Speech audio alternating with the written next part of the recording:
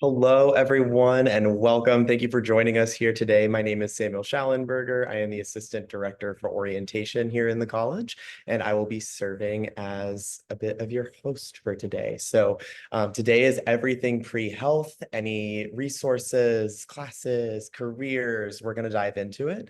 And we will dedicate the first portion of today to our presentation from our campus partners, and then we will have Q&A towards the end. We do have the Q&A function active, so please feel free to utilize that towards the bottom of your screen. You can also upvote other questions if you see someone asking the same question that you have. And as with all of our summer webinar series, today's webinar is being recorded and will be posted to our website very shortly. I will send the link towards the end so that you can access that and any of our previous webinars. If you need to step aside at any point during today, you can always go back and watch that portion. But for now, I'm going to pass it off to Katie Agelski-Welch. Thanks, Samuel. Hello, everyone, and thanks for coming to the pre-health information session. It's being co-hosted by the College Academic Advising and Transfer Office and the Careers in Healthcare team from the Career Advancement Office. This webinar is intended to help you understand the general academic path that pre-health students take in order to complete the prerequisites for a graduate school application, as well as to learn about the overall scope of support and resources available for pre-health students. There will be 3 of us from the advising office. We'll be in the Q&A box answering any questions that you have during the presentation itself, saving some of the more involved questions for the question and answer portion after the presentation. But we'll first have that presentation from the Careers in Healthcare folks, which will likely answer some of the initial questions you might have. So before we get started on the presentation, we'll do a quick round of introductions just so you know who you're hearing from and who's answering your questions. So to start, I'm Katie Agelski-Welch, and I'm one of the academic advisors in the college, and I'll pass it over to Shayna.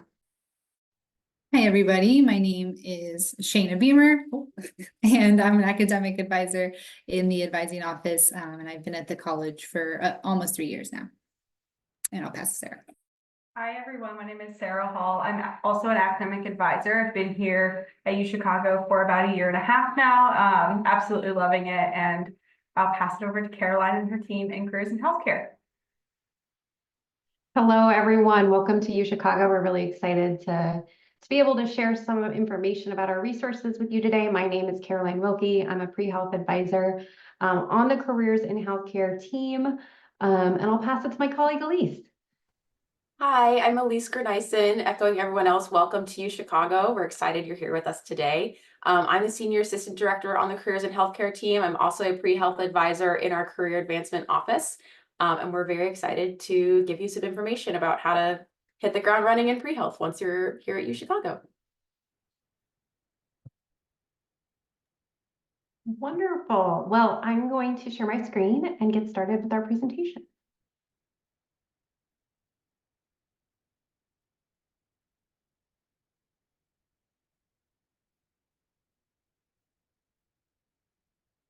All right. So here are the people that are here today to answer your questions. On the right is the Careers in Healthcare team with our email addresses. You're welcome to reach out with any specific questions you might have directly to our email. Yeah, let's get right into it. So Careers in Healthcare is your dedicated pre-health advising office. So we're here to answer any questions you have from the moment you step foot on campus up until you matriculate into your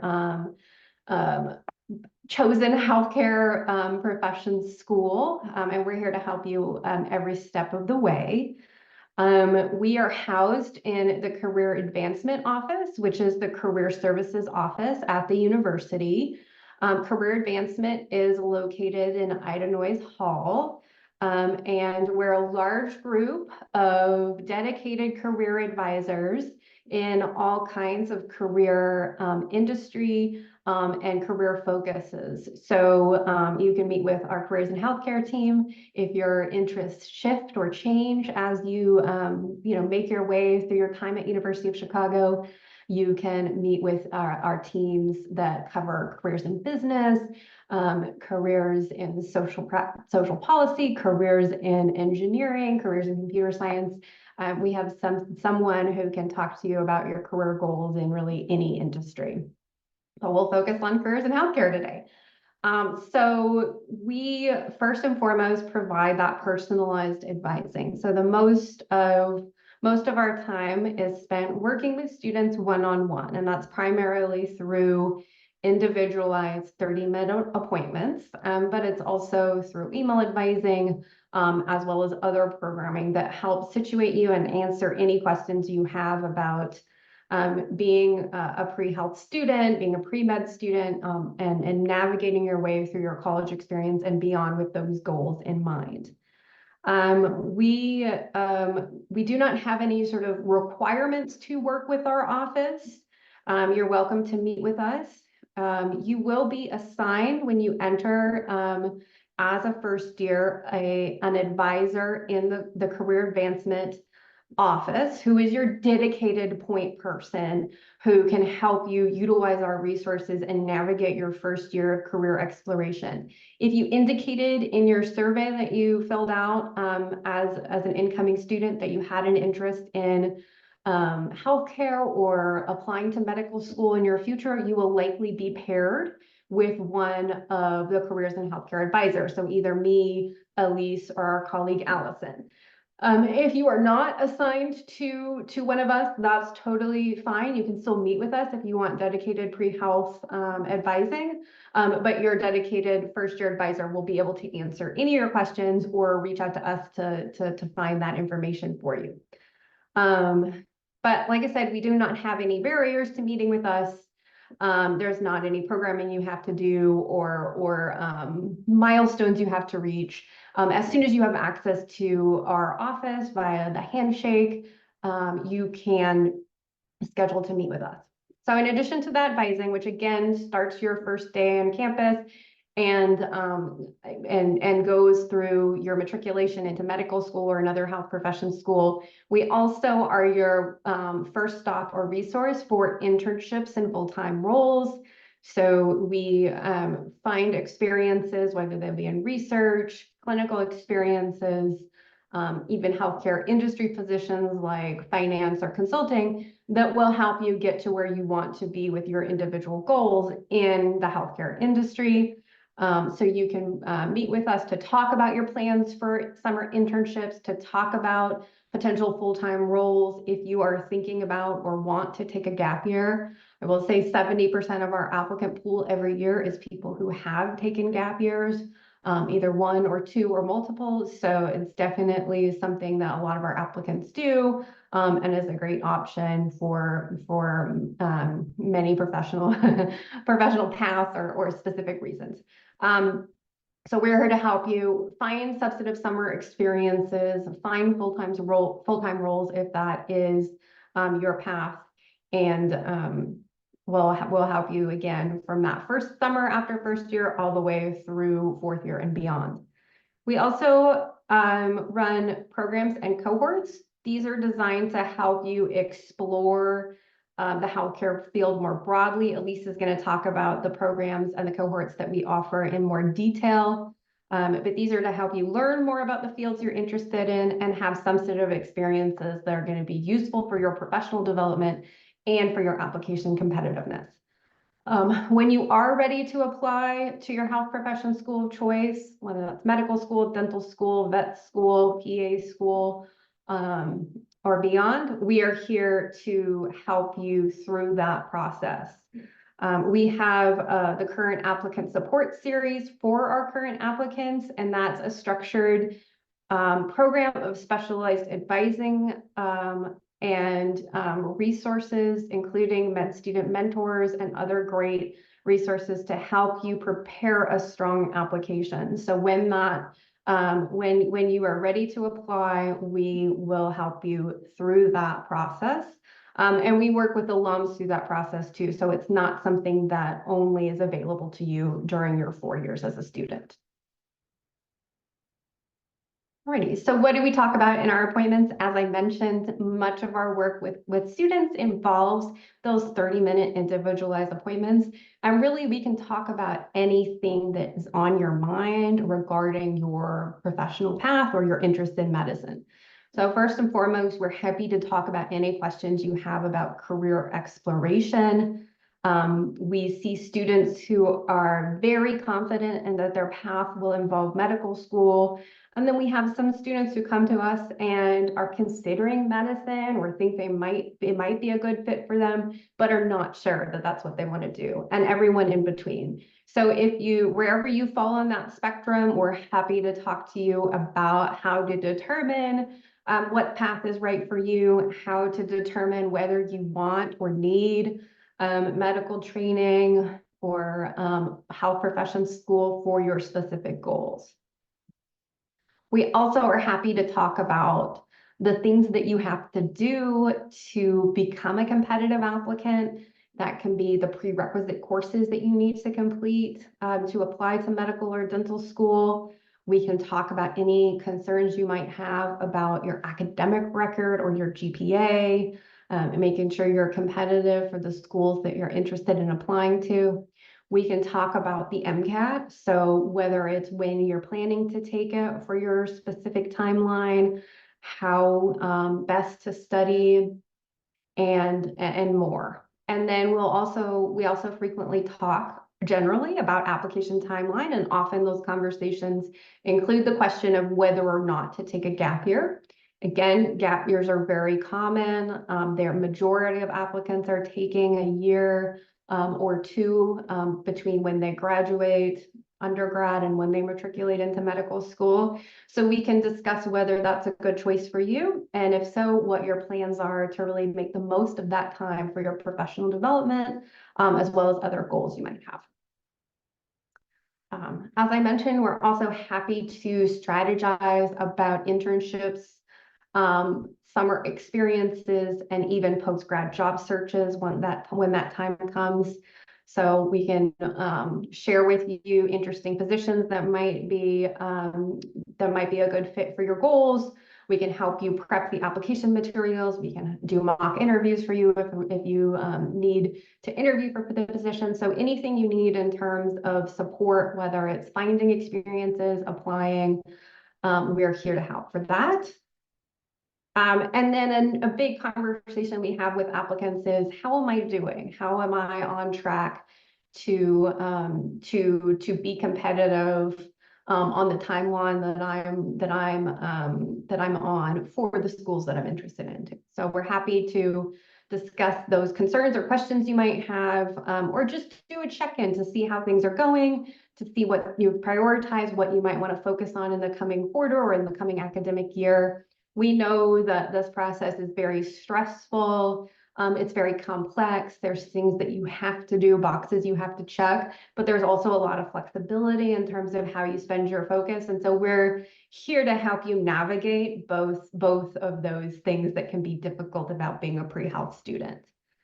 And if that doesn't cover any questions that you might have, we're happy to talk about anything else that's on your mind related to your interest in healthcare, or your plans to apply to medical school, dental school, or beyond.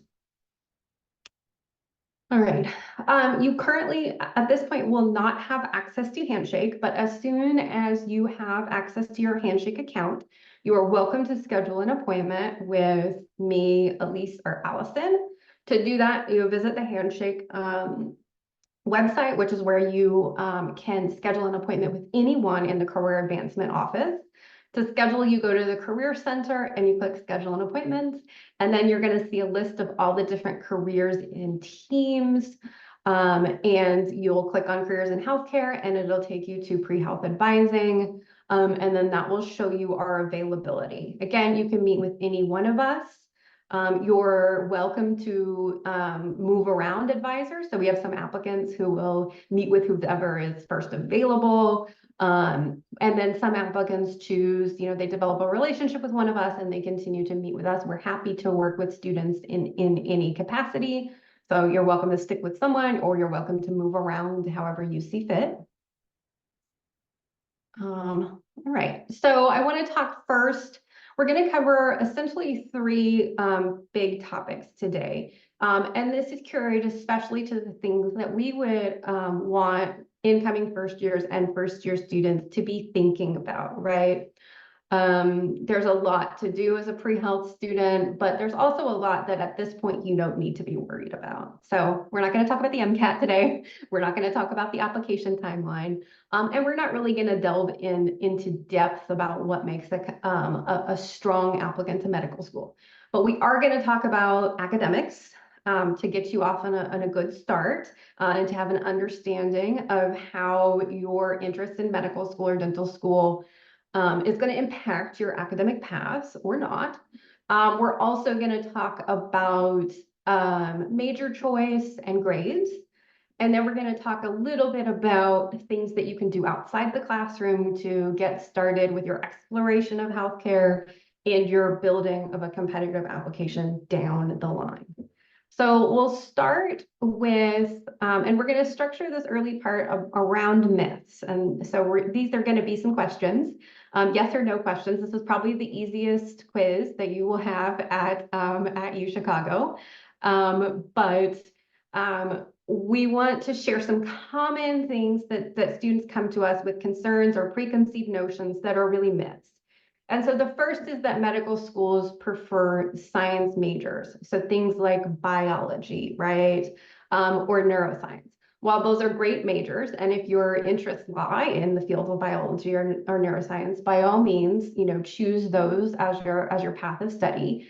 But medical schools do not have a preferred major in mind. They certainly need to see competencies in the science courses that are required and the foundational courses that you're going to need as an entering medical student so that you can hit the ground running with all that content you need to learn. But beyond that, they don't necessarily care, or they don't at all care what you major in. So most of our pre-med students are science majors, particularly biology or neuroscience. But that's because a lot of our pre-health students really enjoy or find biology and neuroscience fascinating. So don't feel pressured to major in those science disciplines if your interests lie elsewhere. Occasionally, we do have students who have kind of the opposite sort of view, who think that having a unique major, so not the standard bio major, so to speak, will set them apart and have an impact on admissions.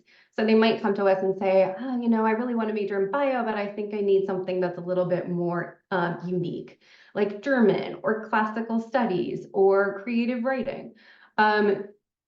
Again, you don't want to think too much or at all about what medical schools would prefer in terms of major, because again, they don't have a preference. So don't feel pressure to on the opposite side of that spectrum, to not major in a science major that you're really excited about because you think everyone's going to major in that.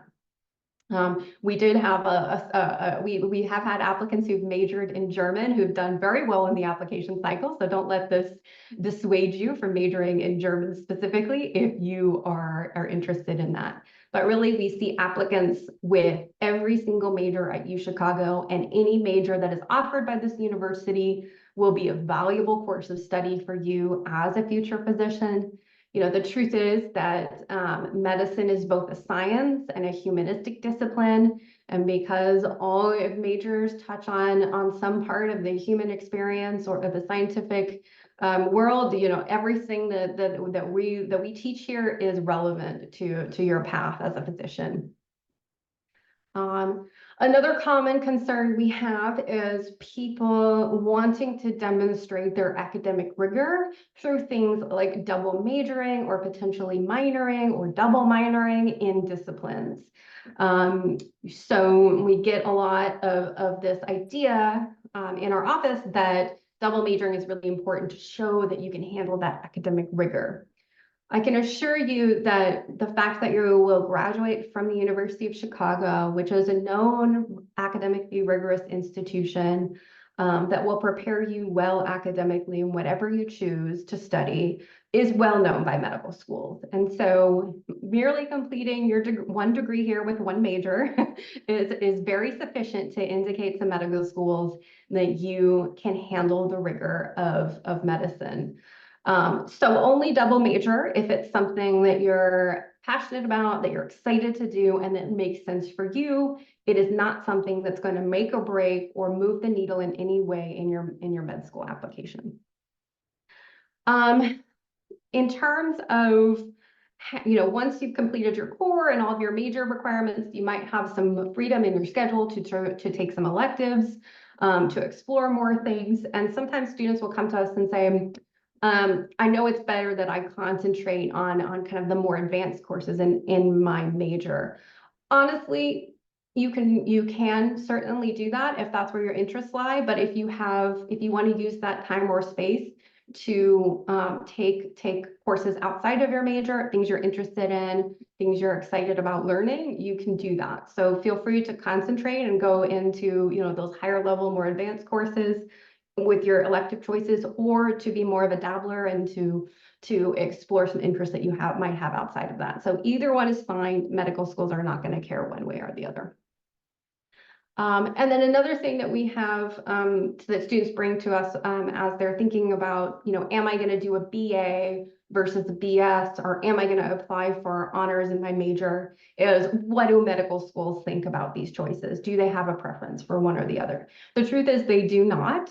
A lot of students are attracted to the BS, for example, in the biological sciences major, because it allows you to do or requires you to do a thesis in that area of study, so independent research. Certainly medical schools like independent research, but if your research interests lie in community health research, don't stop doing that research and do basic science biology research just to please medical schools. And so again, we want you to make these choices about what to study and what to research based on your specific interests, not necessarily to meet a credential or to do something just because it will give you that mark, so to speak. All right, so to kind of summarize here, as you're thinking about what you might want to major in, whether or not you will minor, follow your passion, right? Explore the courses that you are most excited about. We're just going to, next slide, we're going to talk about the prerequisites. So there are some things you have to take no matter what.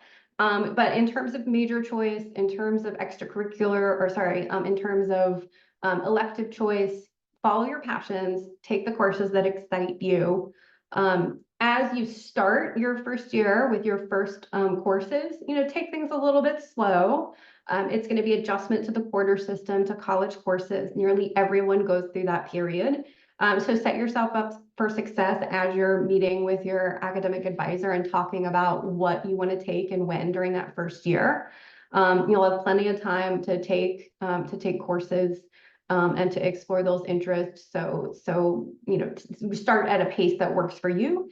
And don't be afraid to explore things that maybe you haven't been exposed to, but seem compelling. Medical schools love people who have passion and who have enthusiasm. And the best way to do that is to do the things that you're passionate and enthusiastic about. All right, so as I mentioned, there are prerequisite courses that you need to complete before you apply to medical school. So these prerequisites listed here will satisfy the requirements for 99.9% of the allopathic, osteopathic medical schools, as well as the dental schools that you might apply to. Every pre-health student is required to essentially do 1 year with lab of general chemistry, of biology, of organic chemistry, and physics. In addition to that, health professional schools are going to require 1 year of English. Most of the UChicago students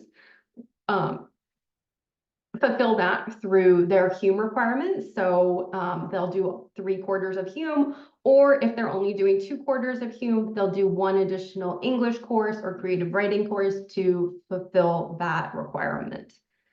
In addition to those full year sequences, Medical schools will also require 1/4 of biochemistry and 1/4 of statistics. So those are what you're required to do. All of these courses except English will count towards your BCPM GPA or your science GPA. BCPM just stands for biology, chemistry, physics, and math.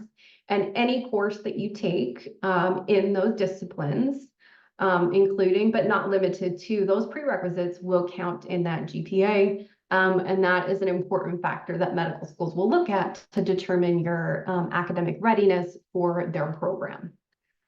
So like I said, this is what we recommend to all pre-health students, but we also encourage you to do a little bit of research just to make sure that you are fulfilling any requirements that might be unique to you given your circumstances.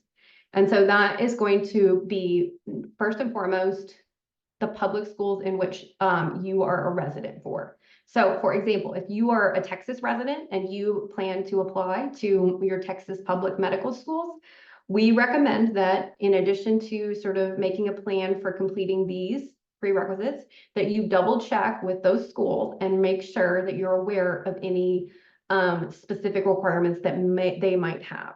The public schools in general, your state schools, are going to be the most strict about these requirements. Private schools, particularly top 20 schools, typically have a more of a competencies-based model, so they don't have these strict rules and requirements.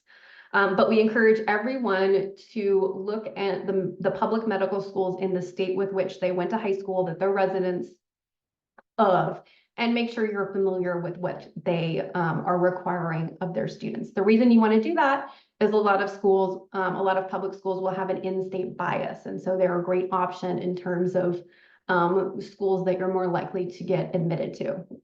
We also encourage non-science majors to add 1 or 2, maybe biology or neuroscience classes to their curriculum, just to demonstrate that interest in medicine, that interest in science beyond those prerequisites. If you are a science major, a Meng major, a bio major, a neuroscience major, you do not have to worry about this. This is just for people who are majoring in social sciences or humanities, just to show again that demonstrated interest in those. And then finally, you might want to think about how you're using your AP credit and your credit by exam, and if that will have an impact on the prerequisites that are listed here. Certainly reach out to have a discussion about with your advisor about whether the schools you're interested in will accept AP credit or credit by exam, and making sure that you're taking into account. A lot of schools will, but some won't. And so this is a great question to bring to your advisor to make sure that you are doing what you need to do for your specific goals. All right. One question we get a lot is, whom should I ask this question of? Is this a question for my academic advisor, or is this a question for my pre-health advisor? So do I take this to my college academic advising office, or do I take this question to careers in healthcare? There's a simple way to determine which person is the expert to answer your question. If the question involves a variation on what does UChicago require, it is a question for your academic advisor. If, on the other hand, it's a question about what medical schools require or what pre-med students typically do, it's a question for our team in careers in healthcare. So for example, if you have a question about, will this course fulfill my major? Do I need to take this prerequisite before I can do that? That's a great question for your academic advisor. If, on the other hand, is, will medical schools count this for this requirement, or how do Meng majors typically fulfill the biology requirement? That's a question that we can answer for you. So again, if it's a question about UChicago specific requirements, your academic advisor is the one to reach out to. And if it's about what medical schools want or require, reach out to careers in healthcare. I will say that in most cases, UChicago has more rules and restrictions than medical schools. So it's often that if you bring those questions to us, we're going to be like, medical schools do not care, but UChicago might. So definitely have that conversation with your academic advisor. All right. I don't want you to be worrying about grades at this point as an incoming student, but we understand that, you know, pre-health students put a lot of pressure on themselves to maintain a strong GPA, to be competitive for medical school. It's really stressful. And we want to debunk some of those myths that we see with students worrying about their academic performance so that hopefully we can prevent some of that stress early on. So first is, do I need a very, very, very high science GPA to get in medical school? So we often have students come in and they're like, oh, you know, I know my GPA isn't that great. Do I have a chance? And their GPA is something like 3.8. so 3.9, 3.8 is not required to get into medical school. We consider, based on the data that we've seen, and we see every student who graduates from the University of Chicago and who's applied to medical school, we know what their GPA is and we know what their outcome is. And we consider a 3.4 science GPA to be a safe science GPA to apply to medical school with. Our median accepted applicant has a 3.6 science GPA.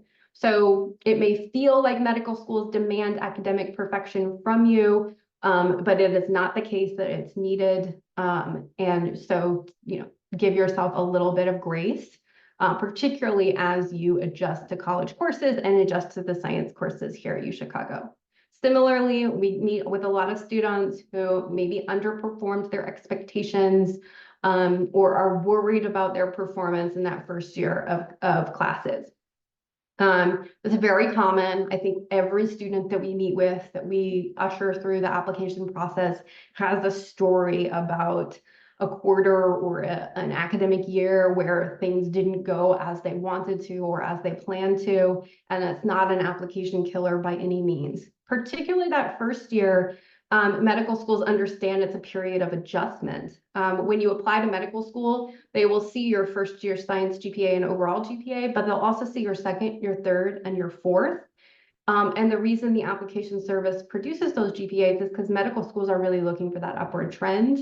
It shows that you're resilient and that you're adaptable, and those are crucial qualities for successful med students. Some schools actually even just look at your third and your fourth or your last 2 years of your academic performance, because they know that that first year for many students can be a difficult transition. So please, if you are struggling a little bit, or you're just not performing in the way that you're used to, or you're not performing up to your standards, do not stress too much about that. We also have students who maybe one class went bad. Maybe they had a C, maybe they had to withdraw, and are very, very worried about making that decision because they're worried that it's going to tank. We even have current applicants who, I'm sure at least you've had this probably this week, who were like, do I need to explain that one time 3 years ago that I withdrew from a class? No, medical schools are fine with sort of marks on your application, provided they are not patterns. So the only time you would have to worry about, quote unquote, a W or a C is if it became a pattern over time. But medical schools, like I said, they understand that things happen, and they're not going to look poorly upon, you know, isolated incidents of things, quote unquote, not going your way. Again, similar to this talk we had about majors and minors and academic rigor, don't put pressure on yourself to take honors versions or graduate level courses as you progress in your time, unless these are things you're passionate about, and you want to take these courses. But you do not need to have honors level to be a successful applicant to medical school. And then another myth that people have is that the overall GPA sort of will make up for the science GPA. Certainly the overall matters, but medical schools are going to be primarily focused on your science GPA. So it is something that we don't want you to stress too much about, but we do want you to pay attention to and work to do as well as you can in those courses and in that curriculum, but also give yourself grace that perfection is not expected. All right, I'm going to turn it over to Elise now to talk a little bit about things outside the classroom. Thanks. Yeah, just as important as, you know, doing your best in your academics as possible is gaining the foundational experience you will need as a person working with other people in a medical setting. And we kind of have three primary values pillars that we like to base our advice on which clinical experiences to go for.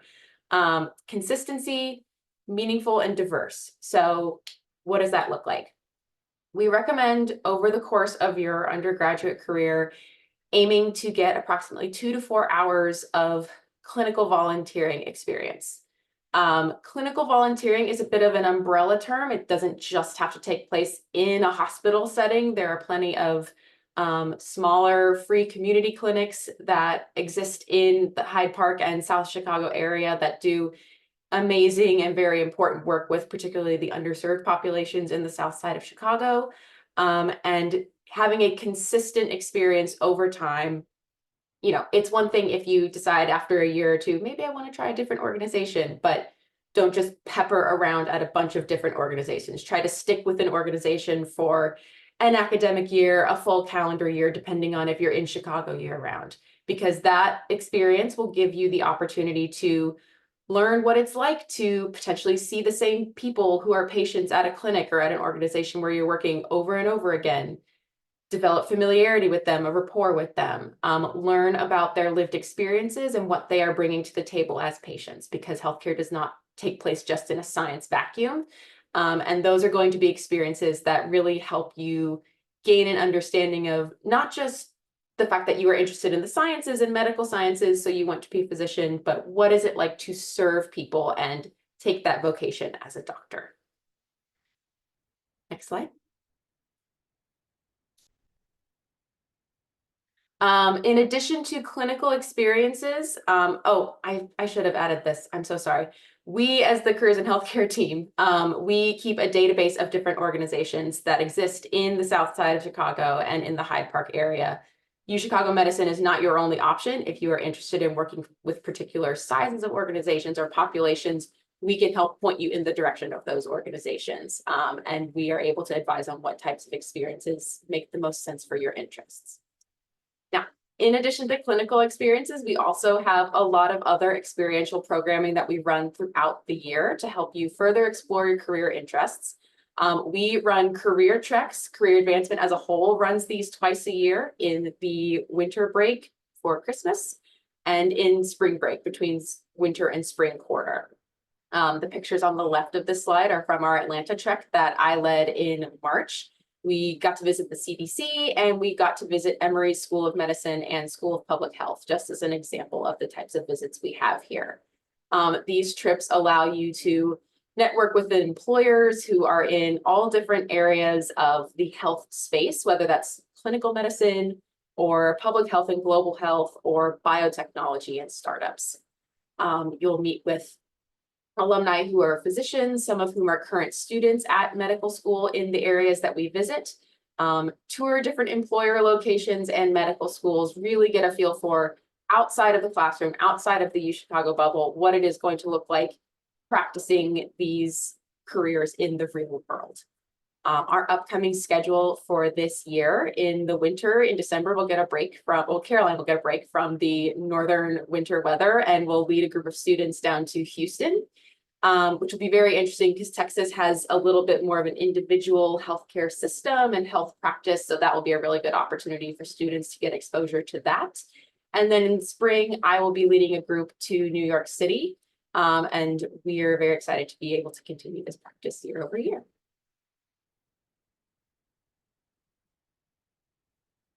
Caroline mentioned some of the cohorts that we run throughout the academic year as well. These cohorts are a little bit more like niche in focused. First one is Beyond the Clinic. The QR code links to the Handshake application, which you guys do not have access to at this point in time. Once you do have access to Handshake, you will be able to find that job application page on Handshake, job application, but application to the cohort.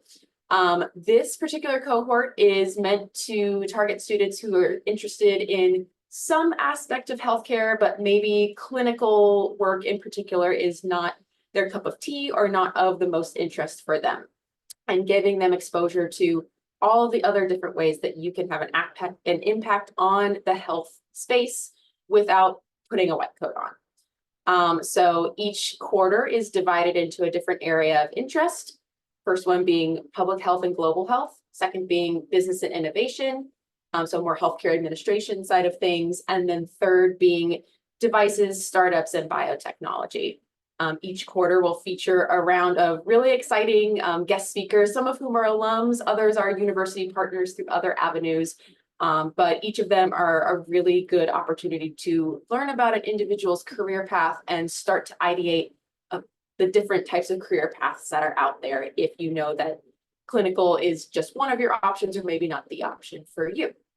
That application will close this Saturday, or not this Saturday, but Saturday, October 5th of this year at 11:59 p.m. So we will be taking applications for the first 2 weeks once you enter UChicago. Next slide. Same as before, this QR code also goes to Handshake. We will email out the application links at a later date. Clinical Service Fellows is our other cohort that we run throughout the year that is meant to provide a really structured group environment to help connect first and second years with clinical volunteering opportunities. As I mentioned before, clinical volunteering does not just take place in a hospital setting.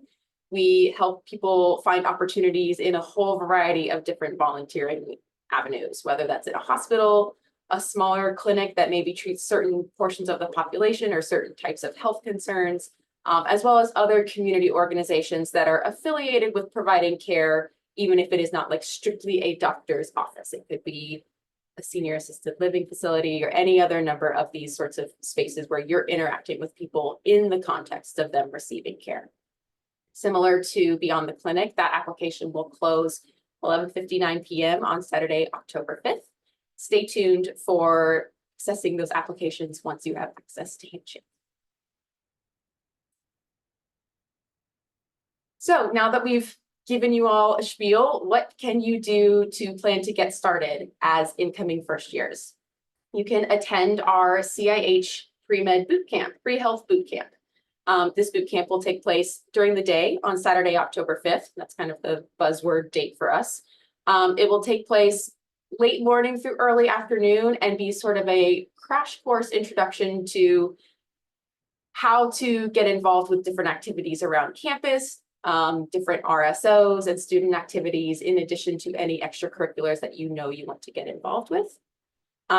It'll also sort of give a more in-depth introduction to coursework and how to plan for your coming years from an academic perspective, as well as resources you can utilize for times where maybe you're struggling or need a little bit of extra support in one area of your life or another. It'll cover all of that in a lot more detail than this 1 hour we have together right now. You can sign up for our CIH newsletter. You are able to access that link. It is not through Handshake. We will have a link, a QR code to that link on the next slide. That will be a great way for you all to start receiving updates as we get closer to the start of the school year in the month of September, with different links, resources, ways to get involved with research and other jobs on campus if that is something you want to get started with right away, and other updates and things to look forward to once you arrive on campus. You can create a resume and we can provide review services. That is something, again, that once you matriculate and start, we are able to provide that advising for you. It's a good way, a good exercise to sort of take stock of the experience you've had so far in life, how to think about what skills and learning experiences you've gleaned from that, and how to organize it and use it to springboard into the next chapter of your professional development journey. Schedule an advising appointment with us. Once you have access to Handshake, you are able to meet with us from day one on campus, as Caroline mentioned, and we're here to answer any questions that you might have, any concerns or confusions. We're happy to help.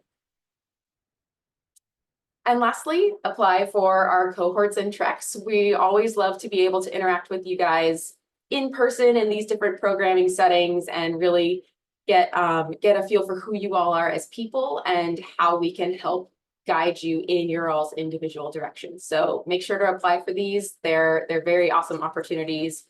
Treks are available all 4 years. Cohorts tend to be targeted more towards the first and second year level. So keep that in mind as you are prioritizing where you spend your time, I think, for the first 2 years, but we're happy to meet you and get started. Hey, any other questions? We have the QR code here that you can use to go ahead and sign up for our newsletter. As I mentioned, that will restart in September. We are not sending it out over the summer, but it will contain links and resources that you can start using, especially once you are on campus and have full access to Handshake. Okay, thanks everyone. I'm going to go ahead and read some questions from the Q&A portion. The first question is from a student asking about opportunities to be a research assistant with a professor or a lab right when they enter college. Is that something that UChicago students do as soon as they arrive, or do most students on the pre-health track do that? Yeah, I can take this one, and Caroline or Allison, if you have anything to add, you can jump in. A lot of students do get involved in research. UChicago obviously is a very active hub of research in all areas. Not all students start day one as soon as possible in their fall quarter. Many students will wait until winter or spring quarter, if not all the way until their second year, to take that first year, honestly, to just adjust to college life, get their bearings academically, establish their communities, start exploring clinical opportunities as they have time. Research can take up a little bit of more time, and so students will prioritize their time in the way they see fit. It is not necessary. Schools will not reject your application because you didn't start research from day one on campus, but there are a lot of opportunities, and we can certainly help navigate those if that is something you're interested in. Great, thank you. That's a good segue to a theme of common questions about the 2 to 4 hours of experience a week. Some students are wondering when they should begin aiming to get those 2 to 4 hours of experience. Is it okay to wait until after your first quarter? It definitely is okay to wait. Yeah, absolutely. Is that something that you should aim to do for all 4 years? And then last question of that is, how do they go about contacting those clinics? Yeah, so in the organization database that I mentioned, admittedly a little bit haphazardly, in the database that we keep, we not only list the organizations, we also have either links to the volunteer information webpage for the given organization, or if it's an individual person or Dropbox email that you need to contact, we have that information listed in there as well to make it easy as possible to know how to get in touch with those organizations. It is not an exhaustive list, admittedly, of all the possible organizations that are out there. So a lot of times if you are having trouble getting traction with an organization that isn't on that database and you're not really sure how to reach out to them, you can always reach out to us and we can give best advice on how to try and reach out to an org. But we do keep a list of all the contact options for those orgs. And how many, if any, UChicago students matriculate into PA school?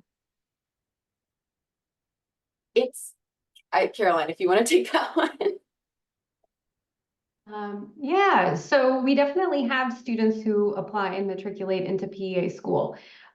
We have less data on that though, and the reason being is they do not apply through kind of a centralized service in the way. But I would say we probably meet with like 3 or 4 PA students per academic year. So it's smaller than our pre-med, but we definitely have students who are on that path and who are very successful in that path.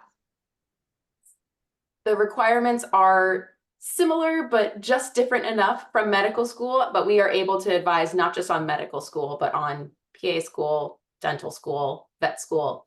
The majority of our students are med school interested, which is why this application or this workshop is tailored as such. But yes, we do have a handful every year. Great, thank you. Does UChicago offer a human anatomy and physiology course? It seems to be a common prerequisite, right, for pre-health programs, but this person who's asking the question didn't see it in the course catalog. If UChicago does not offer it, how do they take a class or cover that curriculum in another way? Great question. UChicago does not offer a specific, human anatomy and physiology course that is typically required for example, PA schools. And so that composes a slight challenge for some of our PA students. Typically what they'll do to complete that course is take it over the summer at a community college that's convenient to them. And so what we recommend when we're working with students who need that specific series of courses for their health professions application is to come up with a preliminary list of their schools, make sure they're aware of the requirements for those programs, and then choose one that they're confident will satisfy those specific requirements. But most people will do it at an institution that's convenient to them, and a community college version of the course is a great option.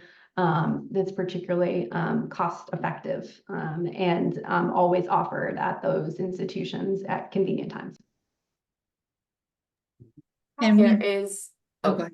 Go ahead, Shane. go ahead, Shana. I was just gonna say the part of the bio requirements that we have as well does have physiology, and it looks like that's what Elise was gonna say as well. So it sounds like this more specific anatomy and physiology kind of very specific course would be taken at another institution, but part of the bio pre-med requirements that you would be taking at UChicago do include just a more common physiology course that seems to count for majority. Great, thanks, Shana. Next, we have 2 questions that are related to students who want to know when they'll find out if they've been accepted or picked for the interdisciplinary career cohorts. Yeah, I can those take that one. decisions. Oh, yeah, Allison, you're running that. That's right. Totally fine. Awesome.